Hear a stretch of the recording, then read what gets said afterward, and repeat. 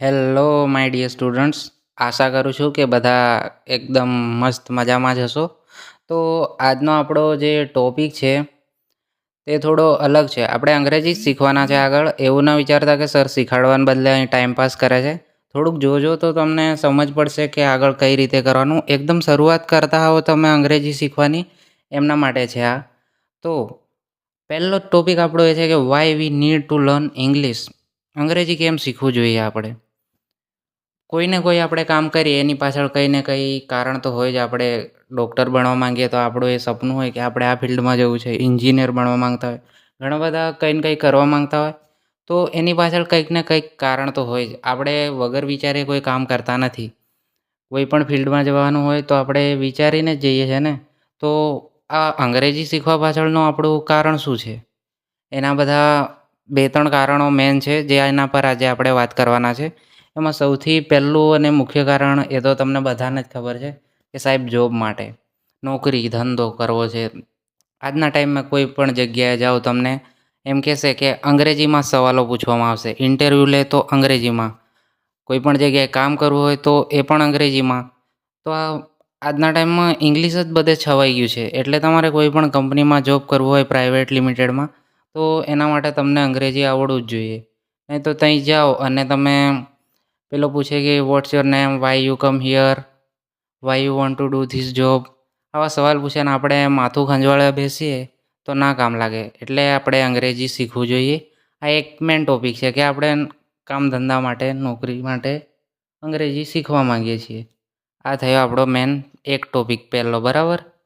હવે આપણે બીજા ટૉપિકની વાત કરીએ. તો બીજો ટૉપિક છે આપણો ટેકનોલોજી, મોબાઈલને વાપરવા માટે. એટલે જ કે આજના જમાનામાં જે ટેકનોલોજી ચાલી રહી છે અને જે સ્માર્ટફોન્સ આવી ગયા છે એમનો યુઝ કરવા માટે. આપણા બધા જોડે હોય જ છે સ્માર્ટફોન. તો કમ્પ્યુટર તો ના હોય બધા જોડે, એ અલગ વાત છે. પણ સ્માર્ટફોન બેસિકલી બધાની જોડે હોય જ છે. એવું બનતું નથી કે કોઈના ઘરે ના હોય. સદભાગ્યે કદાચ દુર્ભાગ્યે ના હોય, એ અલગ વાત છે. પણ 99% તો હોય જ છે, બરાબર.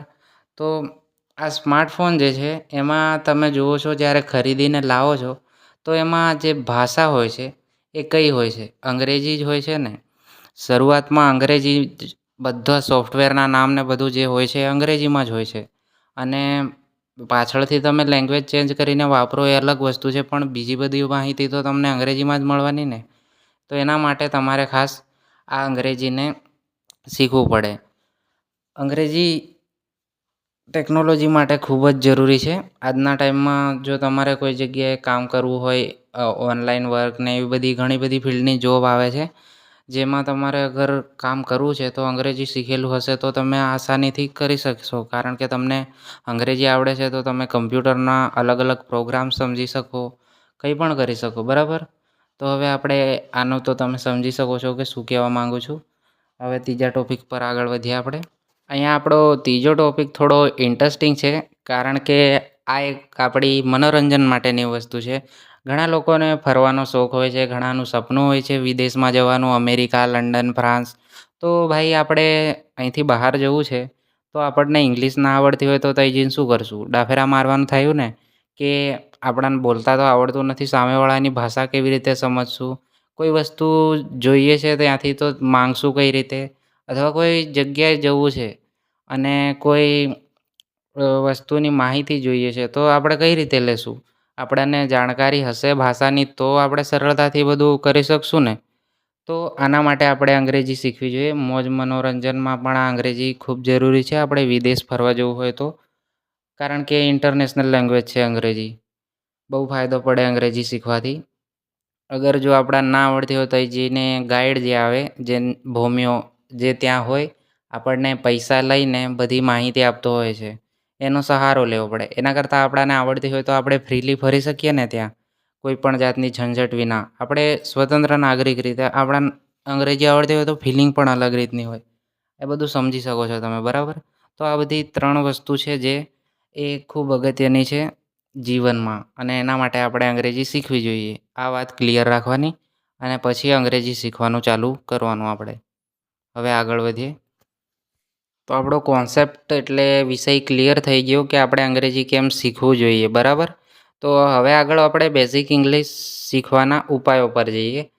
તો ઇંગ્લિશ શીખવાના ઘણા બધા ઉપાયો છે. એક્સપર્ટ લેવલના તો અલગ વસ્તુ છે, પણ આપણે એકદમ કક્કા બારાક્ષરીથી ચાલુ કરીએ ને એવી રીતે વાત કરીએ તો શરૂઆતની એક વસ્તુ છે કે આ જે શબ્દો મેં લખ્યા છે, like, bike, pump, car, table, bench, આ જે તમે શબ્દો જોઈ રહ્યા છો એની જેવા બીજા ઘણા બધા શબ્દો. આ તો ખાલી મેં ઉદાહરણ તરીકે 5-6 આપ્યા છે.